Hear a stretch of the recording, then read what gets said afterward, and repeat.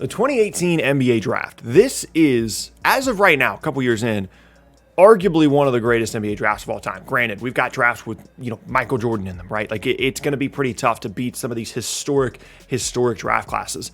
But 2018, as it relates to where the league is at right now, not only has an incredible amount of star power at the top, but also an incredible amount of depth as well. Players that are contributing all across the league. In this video, we're going to be talking about the draft as a whole. We're going to be talking about kind of where I rank each of these players, in which tiers I rank them, and just kind of the impact that these guys are going to have as a whole on the league for at least the next 10 to 15 years. So let's go and talk about it.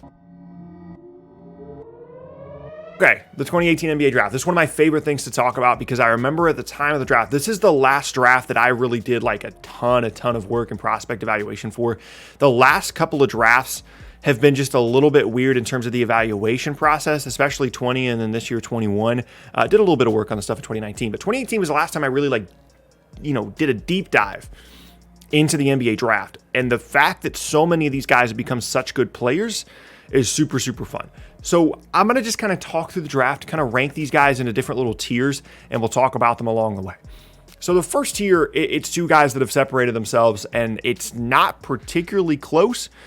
It's Luka and it's Trae Young, and it's in that order, just to be clear. But, we've obviously reached the point now where Trae Young deserves all the credit in the world. I mean, taking that team to the Eastern Conference Finals, a couple wins away from the finals, is obviously a huge accomplishment, and he's fantastic. What I said at the time about Trae Young at the time of the draft was I really didn't know what to do with him as a prospect. I would watch Oklahoma games, and I would see him make plays that nobody else made that year in college, especially with the passing vision. Like there were just plays, there were things that Trae Young saw that nobody else saw that year in college. But then there were just some downsides, right? I mean, the size, he was a little bit wild, the deep threes, it seemed like a very flashy thing. And sometimes flashy players show up to the league and they're not very good at all. Of course, that wasn't the case for Trae. He's one of the most devastating ball screen players in the league. Great floater game. I still wish we would scale back some of the 35-footers a little bit because he's not that level of shooter. He needs to continue to work on being a better shooter and a more efficient shooter, but an incredible player. Someone that is going to be a staple in Atlanta for years and years to come, right? Then the other guy, of course, is Luka. At the time, I said he should be the first pick in the draft. I believe at the time, my rankings for that draft class were Luka, Jaren Jackson Jr., DeAndre Ayton in that order in the top three, but I was all over Luka, the whole time. A little inside scoop here. I actually, at the time that this draft was going down, and maybe like 6 months beforehand, I was working in Atlanta with like a basketball program, and there was this kid who was from Slovenia, this 17, 18-year-old kid that was in our basketball program, and he was trying to tell me, he's like, hey, like I know that everybody's talking about these other guys, but at the time Luka's name was around, but like we didn't really know who Luka was, and he was like, this guy Luka, like he's going to be the first pick in the draft. I'm telling you, he's incredible. He's going to be the first pick in the draft. And of course I'm thinking like, okay, cool, but I don't really know this guy from this Luka guy from Slovenia. And I started to look him up and I started to look at it and I started seeing comparisons to James Harden. And I was like, oh my goodness. And the more and more I looked into it, I was like, wait, this is the guy. I know that he's not super quick. I know that he doesn't have incredible athleticism, but he's got great size, great passing instincts, and his resume for an international player is unmatched. There should be a rule that we're never comparing international prospects when they come to the league to Luka Doncic unless they've won the MVP, because his I've done a video on this before. His resume has no comparison statistically or accomplishment-wise at his age to any international prospect ever. He should have been the first pick in the draft at the time. It's kind of shocking that he wasn't. All congrats to Phoenix right now with everything they're doing with DeAndre Ayton, and we'll certainly get to him in a moment, but you can't argue that Luka should have been the first pick in this draft. That's the first tier, in my opinion. Very, very talented, incredibly talented first tier.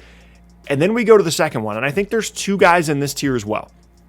It's Shai Gilgeous-Alexander and it's DeAndre Ayton. Granted, 5 months ago, I don't know if DeAndre Ayton is in this tier. DeAndre Ayton is probably in the next one, and SGA is probably in a tier all his own. And I flirted with the idea of having Ayton ranked number 3 here. I didn't, but I flirted with the idea. Let's first talk about SGA. So SGA has had a very, very interesting career to this point. He shows up to the Clippers. Doc Rivers typically does not trust rookie guards, gets a ton of run, and plays extremely well in what is a very odd role. He's an on and an off ball player. He's like a rookie glue guy. He does all the little things. It's a very strange role. And then once he comes to Oklahoma City, he's allowed to kind of open up into his own player. And over the last year and a half, I say half because he didn't play nearly as much in this most recent season because they basically told him to go home. Hey, we're tanking, just rest, you're good.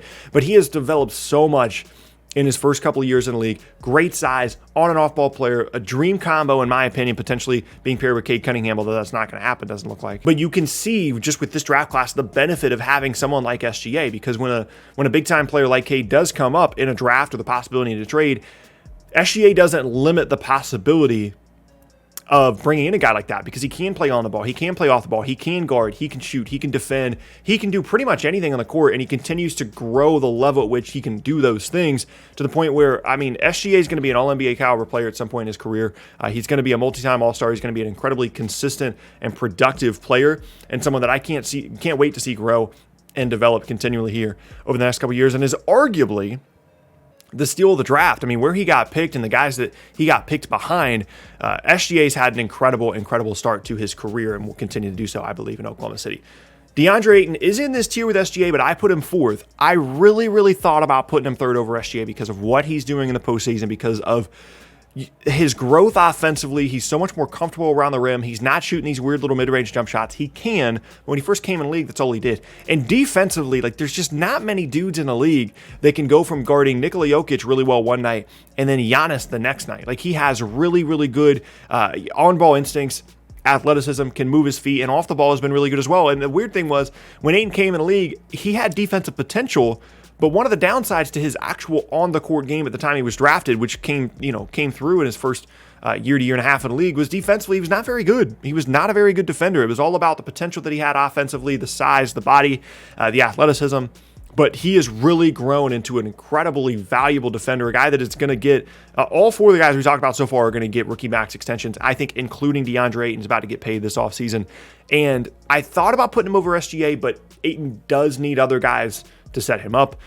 He does need guys to run ball screens with. Chris Paul and Devin Booker are no small part, a huge part of DeAndre Ayton's success to this point in the league, and so I couldn't put him over SGA, but a very good player, surprisingly good player, despite the fact that he was the first pick in the draft ahead of the three guys that are technically ahead of him here.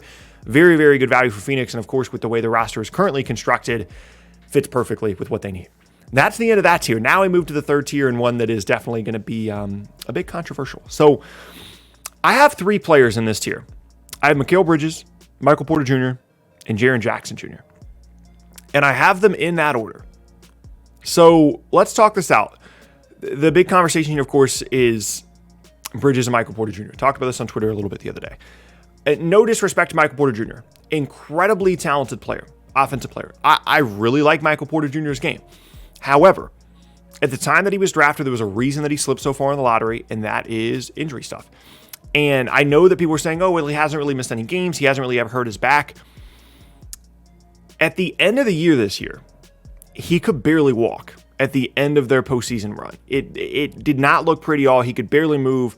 Michael Malone was even saying, yeah, he doesn't look right. I don't know what's going on with him. He doesn't look like he can move very well.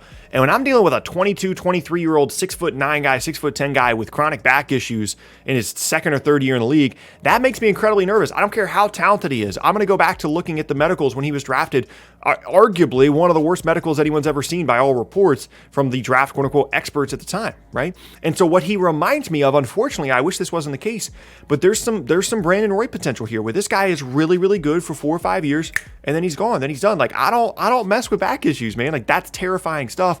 And when I'm looking at a player in Mikal Bridges that is a very good defender, a perfect complementary option, but also someone that I think people are undervaluing offensively. I think people look at this Suns team and they see Devin Booker, they see Chris Paul, and they think that all Mikal Bridges does is run to the corners, shoot threes, and defend. Mikal Bridges has way more to his offensive game than that. He can score in the mid-range. He can do some things, attacking closeouts and things like that. He's not PJ Tucker. Like, he's a very good offensive player that, yes, a lot of times his role is relegated to shooting threes and just sitting in the corner and working off the other two guys. But of course, that's going to be the case. It's going to be Chris Paul. It's going to be Devin Booker. But once Chris Paul is done, like, Mikal Bridges is going to take a bigger role in that offense. And I think he's going to be able to step up to the challenge. And his overall game, his fit, his consistency, and his durability give me more confidence in him in the long term in terms of where their careers end up than Michael Porter Jr., and that's why I would take him in a redraft ahead of Michael Porter Jr. Again, no disrespect to him. And then Jaren Jackson Jr., a guy that I think definitely has the potential to rise up within these draft class rankings. I think he's very good. I compared him to the modern day Chris Bosh at the time that he was drafted. He needs to foul less. He needs to get healthy, and he needs to continue to be more efficient as a three-point shooter. And if he can do those things, the sky's the limit for Jaren Jackson. He could have a huge year next year. Incredible defensive versatility, great athleticism. The offensive skill is there as well, driving with either hand. Jaren Jackson is a very, very good player, and a player that I think just gets forgotten about a little bit because of the injury stuff that he's dealt with to this point in his career. But if he can get healthy, this guy is probably about as talented as anybody in this class not named Luka or Trae Young. Like, he is crazy, crazy good. And then the really cool thing about this draft is when you look at the rest of it, like, yeah, you've got your top couple of tiers here, but then you go and look and you've got Colin Sexton in Cleveland, who is a divisive player, but statistically has been putting up great numbers. Miles Bridges is a exciting, contributing player. DiVincenzo, Lonnie Walker, Kevin Huerter, Josh Okogie, Grayson Allen, Anthony Simons, Landry Shamet, Robert Williams, Jalen Brunson, Devontae Graham, Mitchell Robinson, Gary Trent. All these guys are coming from the 2018 class. There's like 20 to 25 players that are either future all-star caliber guys or really, really good starters or just really, really good contributing players. And that is part of what makes this 2018 class so cool. I'm not willing to step out and say, oh, this is going to be the greatest draft class of all time when we look back on it in a couple years.